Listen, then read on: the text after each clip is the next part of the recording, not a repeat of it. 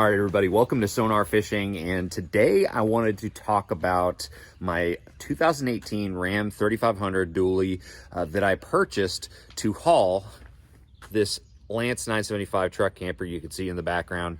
I've been truck camping for the last year, but I put a lot of mileage in that year. I travel around for tournament fishing. I fish the pro circuit, the MLF pro circuit. And so I travel around a lot, and this is my home away from home behind me. And so it was really important to choose the right truck to be able to haul this truck camper and the nitro boat that I tow behind it. And so I wanted to kind of discuss what my process is for choosing the Ram 3500, because it wasn't my first choice, I'll admit it. And how I like it so far for hauling my truck camper and that boat. So let's get right into it. All right, guys, so before we get started talking about the Ram 3500, I wanted to introduce you to my fishing buddy, Doppler. He's my best fishing buddy. He loves fishing on the boat, and he also loves traveling around with Katie and I, my wife, in the truck camper. So say hi to everybody. All right, so let's get started with what my thoughts are on the Ram 3500 for hauling this truck camper. All right, so first off, I want to give you kind of a little bit of background on my selection process when it came to buying this truck. This truck actually wasn't my first choice or even second choice when it comes to finding the right truck to haul my truck camper in the very beginning. So when it came to the process of figuring out what truck I wanted to get, there was actually 3 different things that I wanted to try to avoid at all costs. And the first one was a dually. Of course, this was going to be my primary everyday driver, and so I just thought that a dually would be just too cumbersome. The other thing that I really didn't want was a diesel engine for a variety of reasons, including the overall cost of fuel, the overall cost of maintenance being a little bit higher, and also the introductory cost buying the truck and it being around $8,000 more than a comparable a gas engine. So didn't want a dually, didn't want a diesel. And the last thing, what really had nothing to do with the brand itself as far as functionality and reliability, but I didn't want a Ram. And the only reason for that is I didn't really like the styling of them as much as some of the other brands. In fact, Ford was kind of my first choice.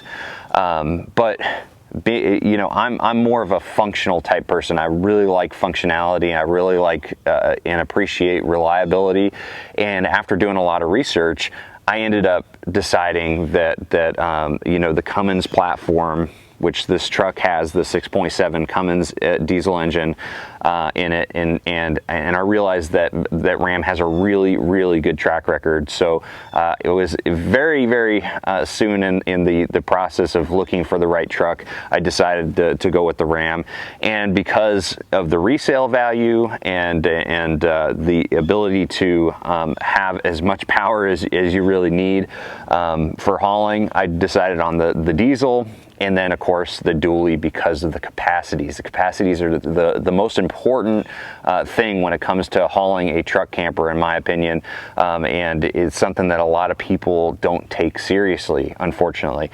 So the Ram 3500 dually, it has a capacity of around 5690, I think is the exact number, but correct me if I'm wrong. Of course, it changes with the year model, but I believe with this package, the Aisin transmission, if that's how you pronounce it, the 6.7 liter Cummins engine, and it being a crew cab, the overall payload capacity, I believe, is that 5690. So that's a little bit of background on choosing this truck. After doing the research, I thought that the Ram would be the correct truck for me. So now I've had this truck camper lifestyle for about a year now. I travel around all over the country. I've put about 20 to 25,000 miles easily on the truck with the truck camper on it. And so I've got some pretty good experience so far. I've really, thrown myself into the fire with truck camping. And I can honestly say this has been an overall amazing truck for hauling my truck camper. A few things that I really want to mention. We'll start with power. The power of the Cummins engine is well known. It's just a very, very powerful engine. I've never had to be left wanting for more power when I need it, which is incredible. I mean, going up a steep grade, it does not lose any power at all. You can just keep on trucking. And so the power's been awesome. I haven't had any issues with any of the loads that I've hauled with this, including, you know, everything being weighted down in the truck camper and in my boat. So overall power on the Ram 3500, I mean, it exceeds my expectations. It's pretty phenomenal. One thing that I really, really like about getting a diesel engine and getting this Ram, which really wasn't something that I knew about in the beginning, because this is my first time owning a diesel engine, is the fact that you've got an exhaust brake in this 3500.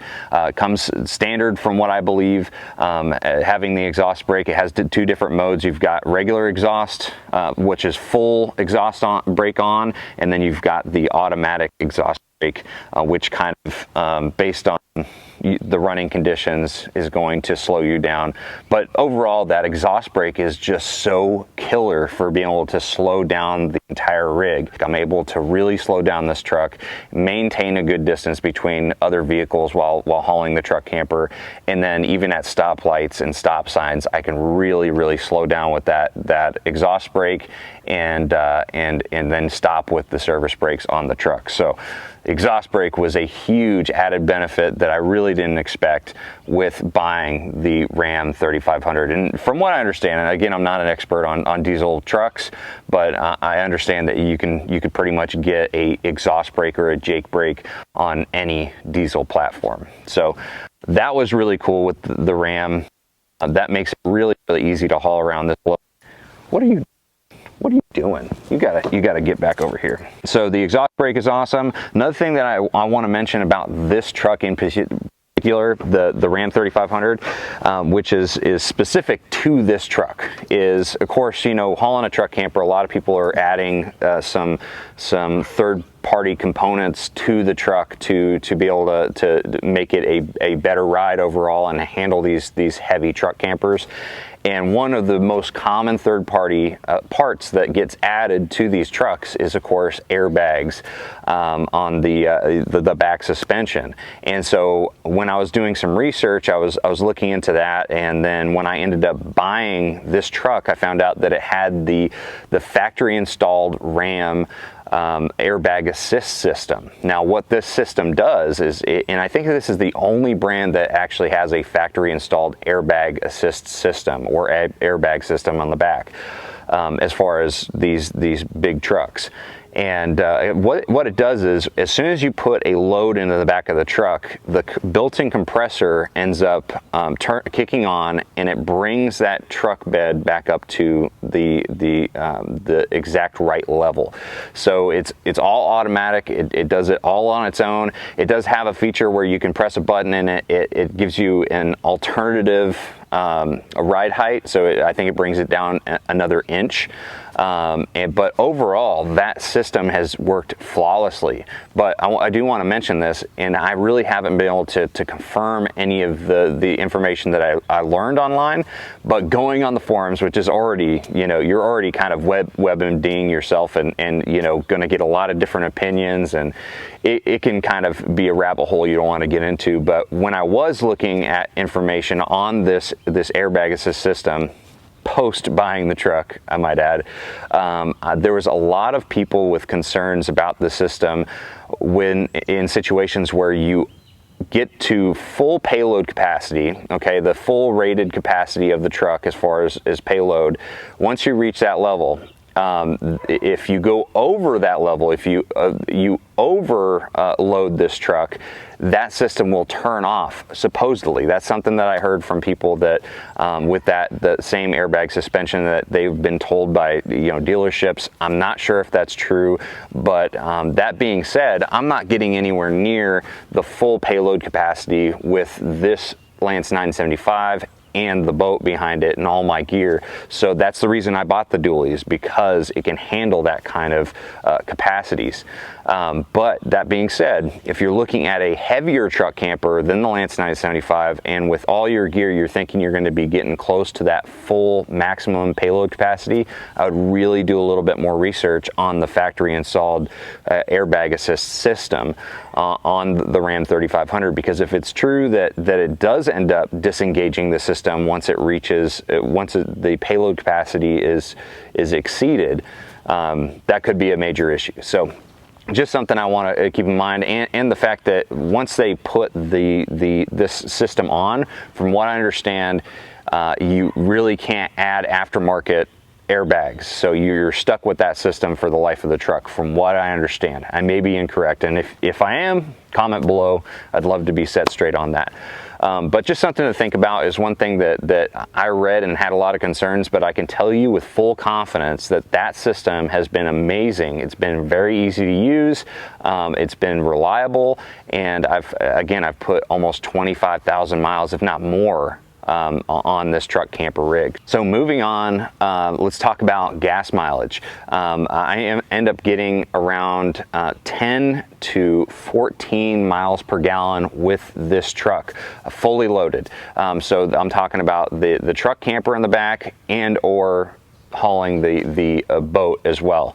It really doesn't seem to matter. As soon as you put that truck camper in there, you're going to get the same amount of gas mileage with the truck camper by itself, or as you would with the boat behind it as well.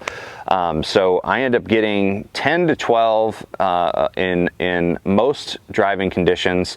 You know, the 10 on the lower end when you've got a strong headwind, or if you're going up a lot of steep grades, or you're around town and you're not on highway anymore.